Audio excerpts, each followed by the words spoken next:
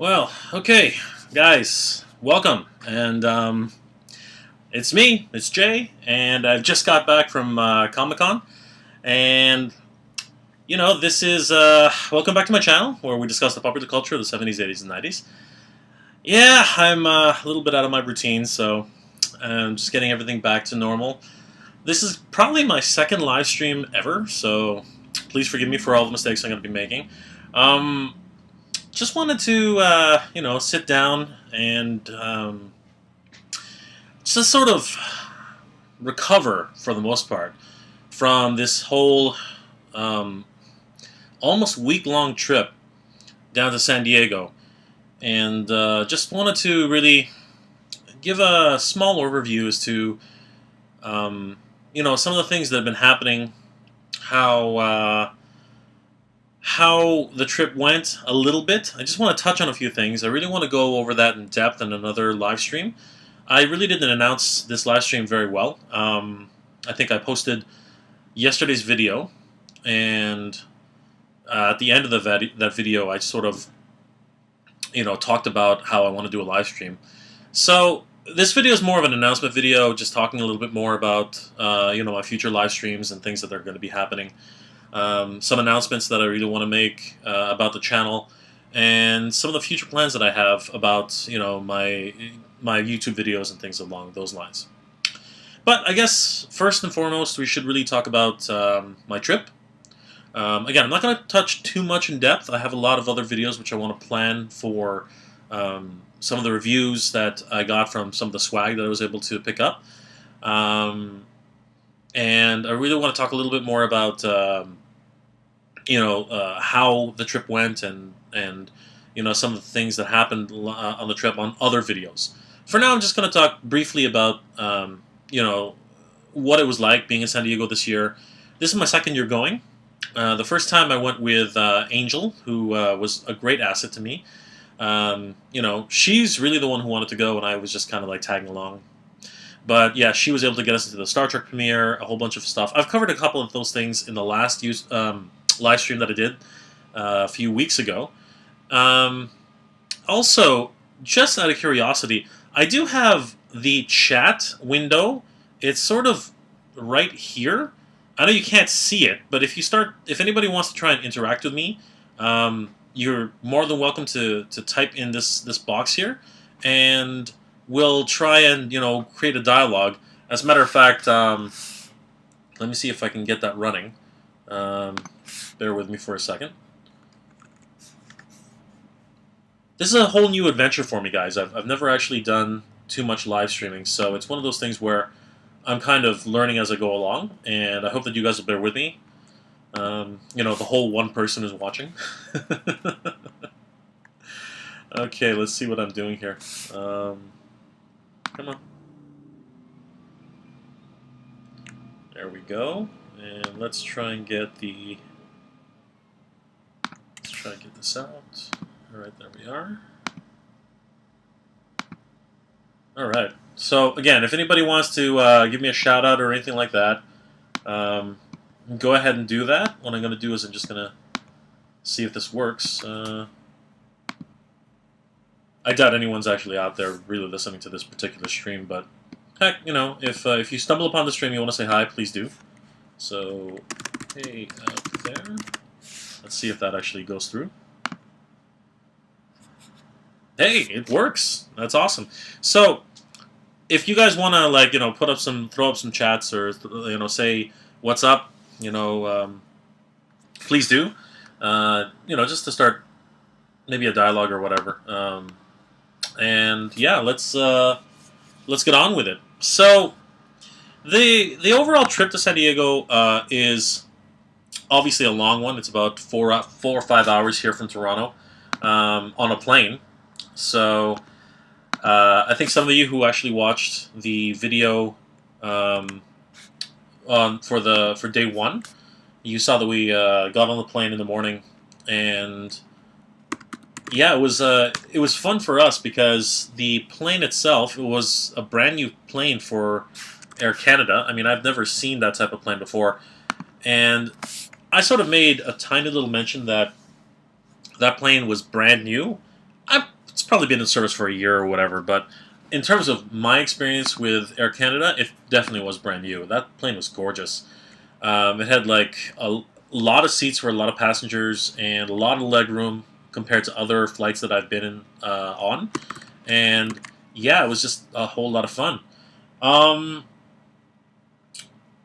it was a very comfortable trip, and as we were approaching Los Angeles, because we did not fly into San Diego because flying into San Diego is expensive, man. It is really, really crazy because obviously um, it is a all about Comic Con at that point. So that was tough. So once we touched down in Los Angeles, we actually had to pick up a car. Because of that, we took a car and drove another 4 hours to San Diego, and that was quite the trip. Um, got to got to San Diego pretty late, actually. It was one of those things where we should have been there much earlier, but ended up stopping off for groceries, trying to pick up some things for provisions for the weekend. And by the time we finally got over to San Diego, we were literally just trying to sign in, get our badges and get signed in, and that was hilarious. If you watch the video of the preview day, sorry, I keep saying day one. It was actually the preview day.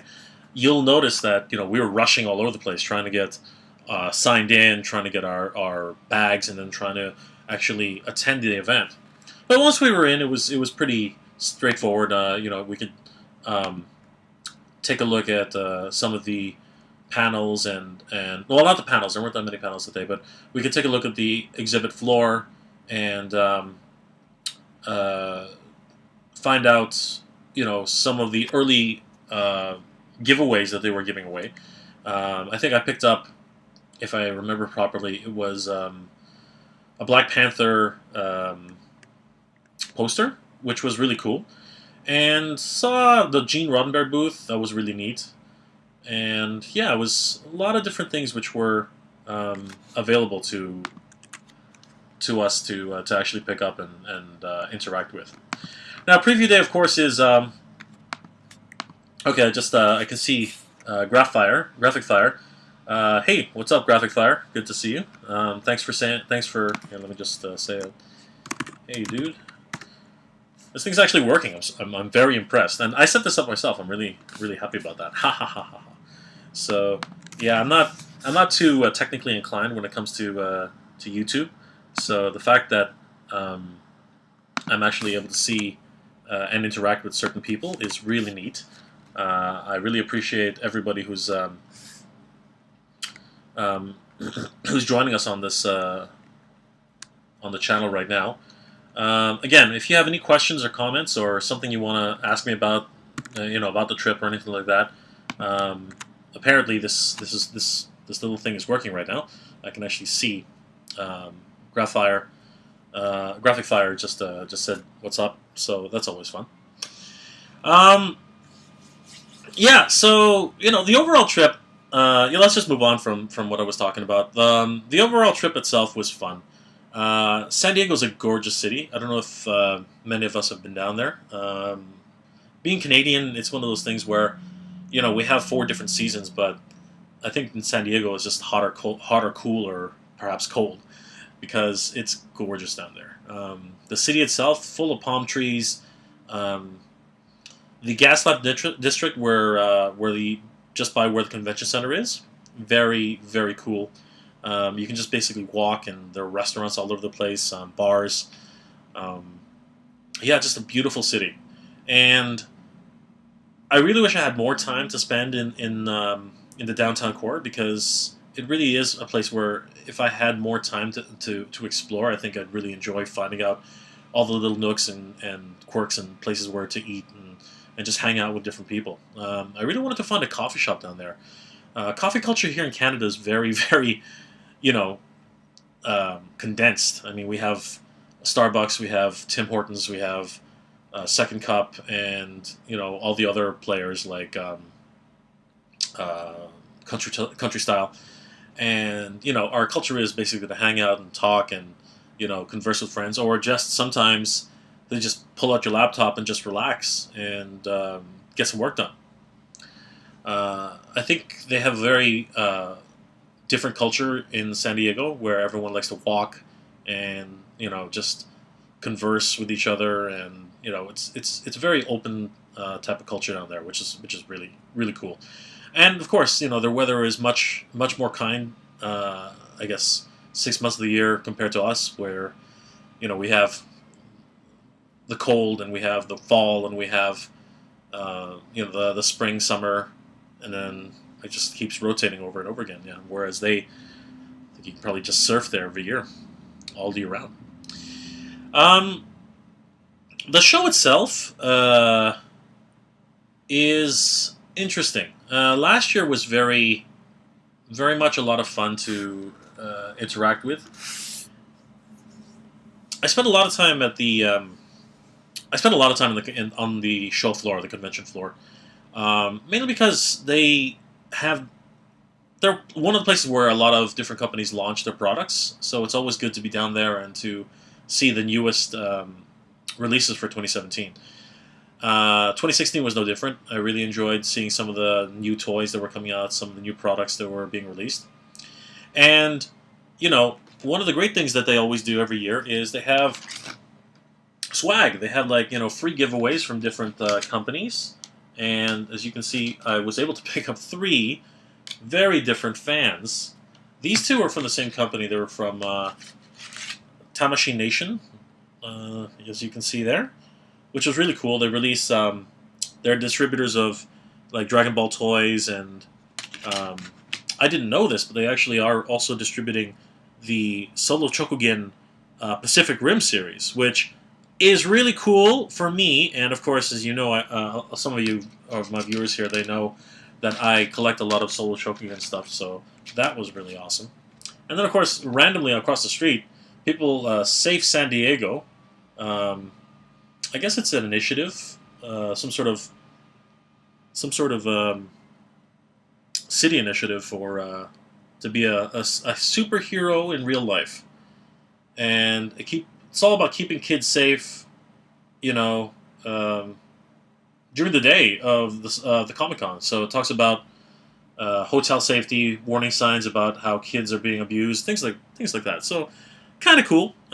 So that's actually neat. It's an initiative by the city. So these were just a few of the giveaways that I got. One of the more unique giveaways that I was able to pick up was this little guy, and I showed it on the video itself. This is a die-cast Spider-Man. I'm gonna say it's a chess piece because I don't know what else to call it, but they're called nano metal figs. You can see it right there. And when I was younger, I used to have this Star Wars playset where it was based on the scenes from The New Hope, where you could actually run around a certain segment of the Death Star. When I recut this live stream, I'm going to actually bring up some photos if I can find them. And the playset itself had a cross section where you could actually see the controller, the control unit where R2-D2 and C-3PO were, broadcasting to Luke and Leia and Han, telling them where to go in the Death Star. You could also see the trash compactor where they can get trapped in. You can actually even compress the trash compactor. It was really really cool. You find the reactor where Obi-Wan Kenobi actually, turns down the shields, the tractor beam and the shields, which was awesome. And then there was the escape route where, they run away to get to the Millennium Falcon. And the playset came with a number of different die-cast painted chess pieces. I call them chess pieces because I really don't know what else to call them. Nano figures. Let's just call them nano figures. And those were really, really cool. You had one of Luke, you had one of Leia, you had one of Han. I believe Obi-Wan Kenobi was there, and of course Luke Skywalker. I didn't have R2-D2, and I didn't have C-3PO. Those two were not in the set. But the 6 characters there that were included in the set were really awesome. I think you could collect more. I'm not really sure, but I only had the 5, and I still had loads and loads of fun with that. The only issue, of course, is since they were die-cast metal and they were painted, if you played enough with them, they would start chipping. Like, for instance, if I were to drop Spider-Man here on his head, you know, the red paint that's on top of his head, it could easily flake off, and you'd be left with Spider-Man with you know, battle damage or whatever. So this is a really cool type of nostalgia image for me, and the fact that they're trying to bring it back and, you know, reintroduce these types of figures, that is just so really cool, and I really appreciate that. That was one of the really cool giveaways that I thought was really awesome. The other one, which was actually a Comic-Con giveaway, was very interesting. I'm not sure if anybody realizes this, but I'm probably sure a lot of people do. But it's getting closer to their 50th anniversary. You know, just let me check on that for a second. I know I'm gonna put my foot in my mouth eventually. How old is Comic-Con? So, San Diego Comic-Con. Let's just check on Wikipedia. Let's see when the first Comic-Con actually started. So, no, I just went to their webpage, which doesn't help me. Well, it does if I try to navigate through it. Alright, so the original Comic-Con was back in 1970. But if we were just to calculate from the original date of 1970, let's find out how old that is. My math is terrible, guys. I'm sorry. So we are in 2017. The first one was held in 1970. Yeah, we're coming up on their 50th anniversary, guys. It's literally, they are 47. Like, Comic-Con is now 47 years old. That's a huge milestone. So they were giving away these really awesome commemorative pins, and I'm gonna do an unboxing of this. It's really cool, as well as some of the other swag which I'm gonna do. So right now this is the case. Now they were only giving away a couple of thousand of these, I'm pretty sure, because the second day I went, one of my friends actually picked up their bag, and I asked them, I was like, hey, did you pick up the pin? And they told me, what pin? And I'm like, you know, the pin. Then they said, oh, the pin that's in the back of the bag? I said, no, because I didn't even realize there was a pin attached to the bag. I said, no, the pin that was in the blue box, right? And they're like, I didn't get one. I'm like, are you serious? You didn't get one of these blue pins? Or these blue boxes with the pins in it? And they're like, no, I didn't get one. So there's actually really, there are only a couple of thousand of these out there, I think. But my friend didn't get a pin. I got a pin. And I think David, who was traveling with me, he got a pin as well. So that was really cool. A couple other things which I wanted just to cover really quickly for today, because I don't want to keep talking about Comic-Con for this entire live stream. I was able to get in line, and just like I said, excuse me, Comic-Con is really all about swag and exclusives and stuff you can buy. So in this particular instance, I think, you know what, sorry, I'm just moving things around here. I picked up a couple of really cool items, which, well, I think they're cool. And I'm pretty sure that some of you, I'm hoping that some of you will think it's cool too. I'm going to be talking more in depth about a lot of the stuff which I picked up in my upcoming reviews and upcoming live streams. Yeah, so one of the things I did, a couple of things I did pick up, which I found were really, really interesting, was there's a company, a distribution company called Bluefin, and one of the really cool things that they do is they distribute a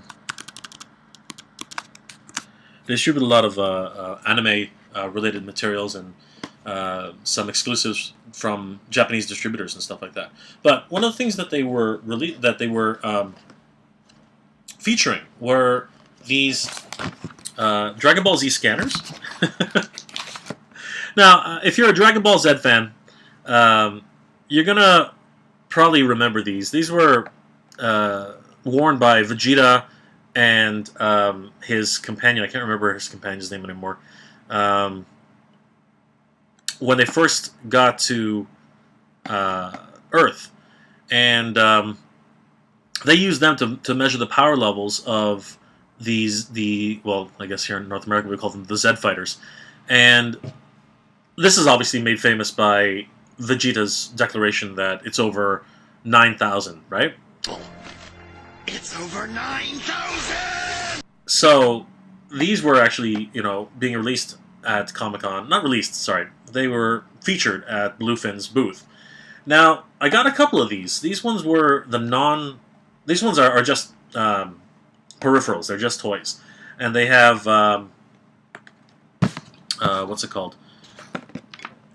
Okay, someone's just correcting me, because, of course, this is the internet, and someone's always going to correct me.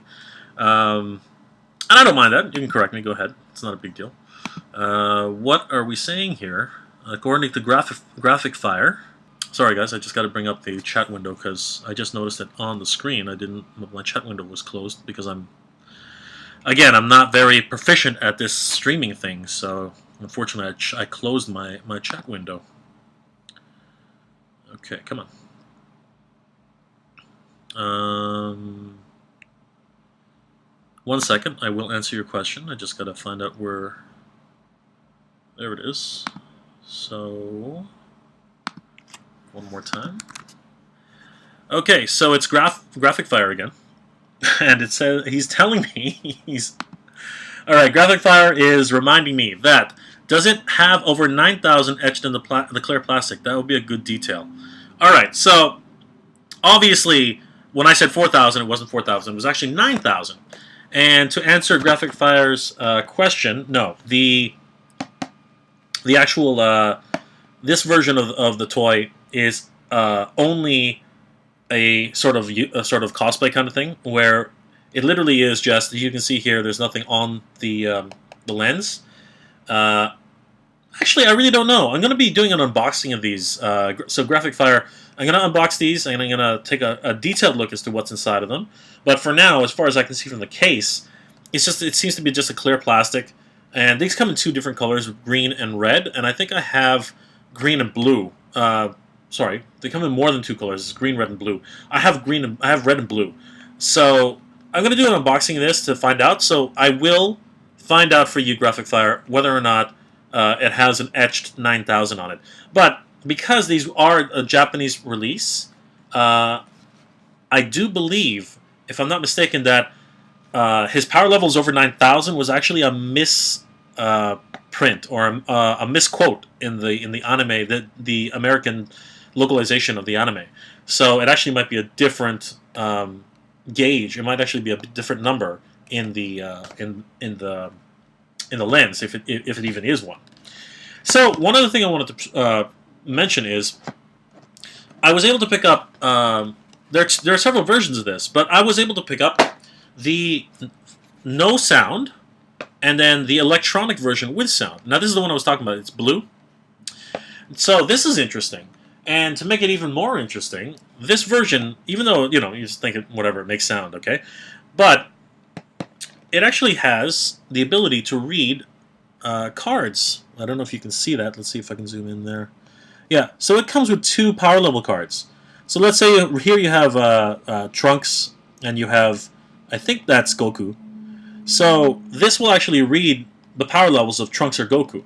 So when it says that, I'm curious to see if, according to this, if it actually tells you what kind of power level is there. Now, I think, according to this graphic here, Graphic Fire, it actually says here, it looks to me like it's the old Transformers type of trick, where they had the red lens, or green or blue lens or whatever, and the lens would actually decode the scrambled image. So I think that's where the scan portion is, right? Because here it says over 180,000. That's actually the proper quote, I believe, on the show from the anime in Japan. Whereas here it was only 9,000, right? But it was actually over like 180,000 or 90,000, something like that. Who knows? Anyway, very interesting. So I'm going to be doing an unboxing of both of these, the sound version as well as the non-sound version. And I'm going to do a direct comparison on these two, so that's going to be fun. I'm going to find out Gonna find out how that works, and we'll see what the differences are. So thank you, Graphic Fire, for chiming in and letting me know about that. The 9,000, that was very helpful, honestly. Again, I'm just doing this pro bono, ad lib. I don't really have any script, so I don't even know. I was kind of unsure as to what the power level was of Goku when I think it was Bardock. No, Bardock is his dad. Raditz. I think Raditz is his brother who first came down, right? But he wasn't the one who found. It was Vegeta who found out how powerful Goku actually was, and it was over 9,000, right? So yeah, that was fun. So yeah, I'm gonna be taking a look at these and doing an unboxing and getting some stuff out like that. So really cool stuff. Yeah. So thank you, Graphic Fire, for helping me out here. You were able to help me determine that this live chat is working, which to me is great because I was not sure if it was working at all. And okay, so now Graphic Fire is okay. So Graphic Fire is just letting all of us know that Goku is overpowered. You know what? Goku is like a godlike character. You know, he's died many times. He's come back many times. I don't think he really is. He's like an omnipotent being. Really, he's transcended godlike status. You know what I mean? Here, I believe even the gods fear him. You know what I mean? Like, so it's one of those things where I find that he's a character who will never really ever be defeated because it's just one of those things. Potential over strength, right? Now, if you actually believe in that, you can always go to, I think it's Death Battle. They had one of their biggest battles was Goku versus Superman, and that was very interesting. I really enjoyed that particular Death Battle. Not too sure if I agree with the results, but heck, you never know. It really is. It really is an interesting idea what they do in Death Battle. If you're not a fan of Death Battle, essentially what they do is they take characters, some of the most powerful characters that they can come up with from different superheroes or even novels or even different types of genres, and they pit them against each other to see, and they analyze the powers, they analyze their historical weaknesses, strengths, and vulnerabilities, and then eventually just find out who would be the winner according to comic book lore, science fiction lore, all those types of things. Wow, Graphic Fire just does not want to let this go, so we're gonna go ahead and answer some more questions. Graphic Fire says he's kind of blasted off the monkey tail. Yes, Goku is actually based off of the Legend of the Monkey King, which is a Chinese legend which the Japanese also believe in. So the Monkey King is named Goku. And, okay, hold on. In Japan, he's called Goku. In Chinese, I believe it is Go-son. I believe it's something. I can't. Don't kill me, guys. But he's some sort of. He is Goku of some sort. I'm gonna have to double check on that. Like Goku, something like that. Anyway, but the Japanese call him Goku. And there are so many characters who were actually based off of in Japanese anime and Japanese literature, who were based off the Monkey King. He's a very popular character in Asian origin. Actually, he's not only from China, from Japan. He's also based off of in multiple cultures, Asian cultures. So you can find him in, I believe the Thai, Thailand. They believe in him. I believe in Laos. They believe in him. I believe it's a common legend in many of the Asian cultures. So yes, the Monkey King.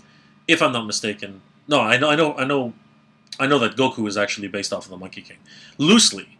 So if obviously for all those Dragon Ball Z fans out there, Goku landed here on Earth from a spaceship. He hit his head when exiting the spaceship, and he had a tail originally. And again, whenever he saw the moon, he would change into a gigantic monkey, which was actually later on revealed in Dragon Ball Z that he was actually sent here to destroy Earth, or at least take it over, killing the inhabitants. So that portion of it was very much out there. But the original Dragon Ball series, he's adopted by Son. I can't remember his grandfather's name, but their.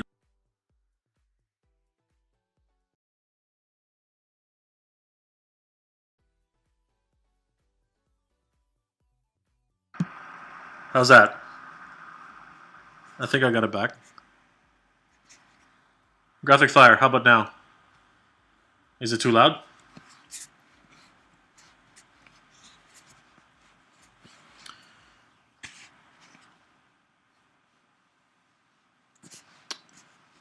Are we getting... Okay, there we go. Thank you, Graphic Fire. All right, so...